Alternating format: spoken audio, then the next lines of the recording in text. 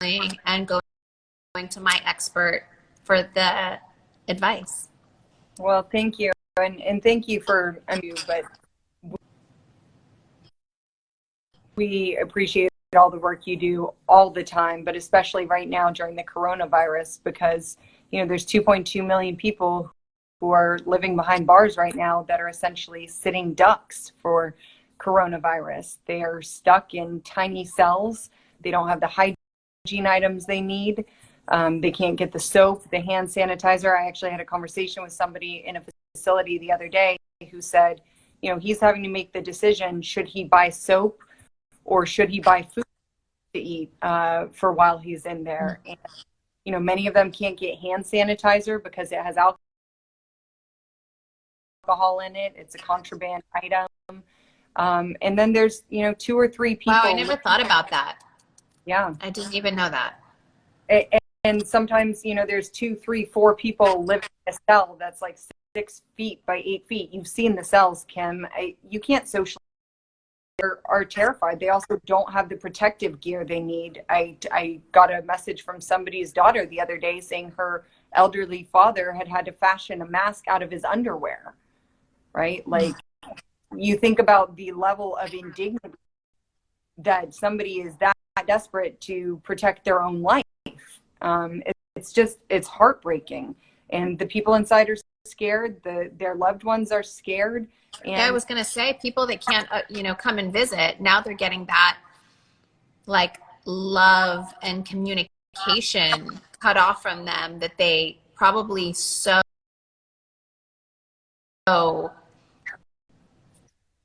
enjoyed and needed for their soul. But now they probably can't even make these phone calls because they are so expensive. And, like, every outside communication is being cut off from them. So the loved ones must be really scared and frustrated also. That something was going to happen to him. But that's even before Corona. You've also got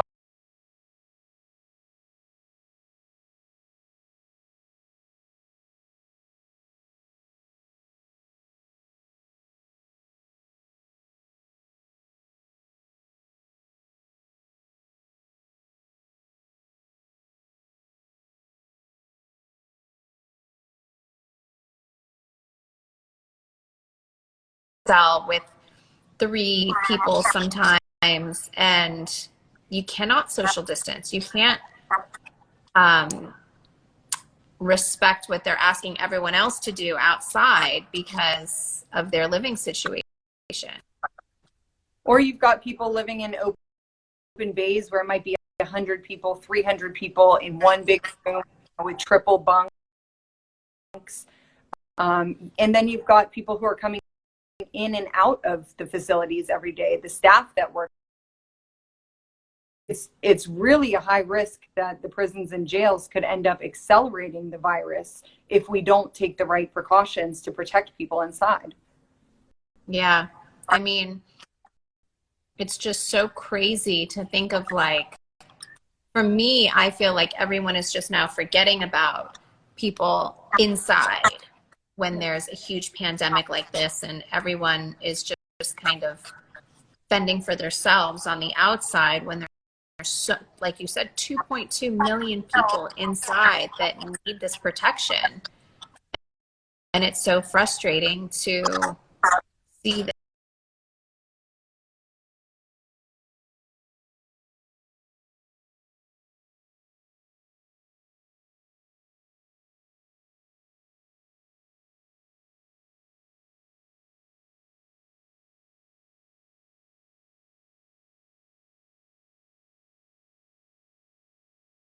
It doesn't mean that they should get a death sentence from this virus just sitting there. So what can people do?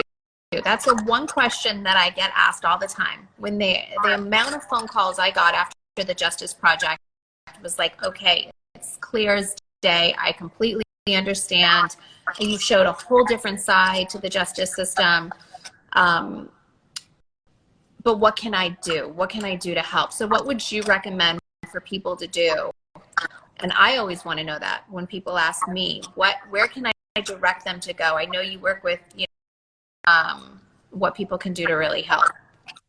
Well, I think, so I threw in my bio, I threw a link to a petition where you can sign our petitions to lawmakers. It also has a tool where you can call them directly. We've put together a safer plan. So their recommendations, Erin Haney, who you work with as well, jumped into action, worked with experts across the country, put together the safer recommendations that will help jails and prisons stay COVID-free, help protect people inside there. Now we need the lawmakers to adopt them and implement them. So I'd say go to my bio, go to the link in my bio, sign our petition, tell your lawmakers, you know, I care what's going on inside our prisons and jails. We don't want them turning into morgues. We want people in there to be safe, but that our communities are going to be safe. So get involved and help us get this implemented in all 50 states and in the federal government. Yeah, I will.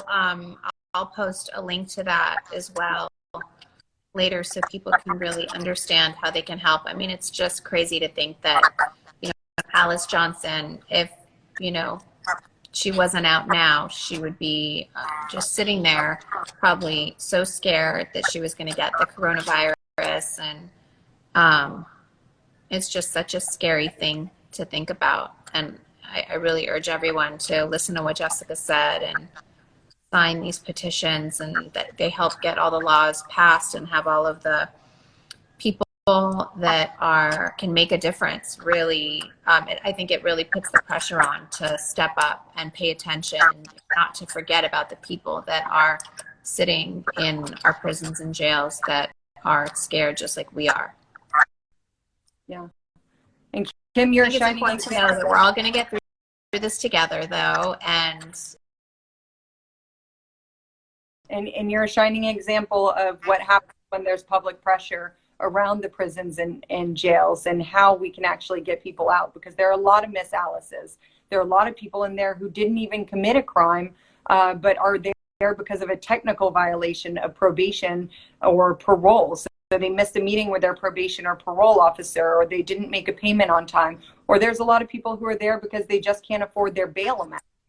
They haven't actually been convicted of a crime yet. So, you know, there's people all that of those stories, when you tell me them, just those hit so hard. Just thinking of, I always tell people, once you get involved and once you get started in trying to figure out how to fix such a broken, when I hear about bail reform, and just to hear that so many people spend so much time behind bars just because they can't afford their bail, and how just unfair every single part of the system is, it really is overwhelming. And so that's why I want to do whatever I can to try to help that. Thank you. Thank you, Kim, for using your voice to elevate this. Of course. Well, thank you for getting on the call with me. Are you doing okay? Kids canceled, but obviously there's a lot worse stuff going on in the world, so she understands. You studying away? I am. I'm hiding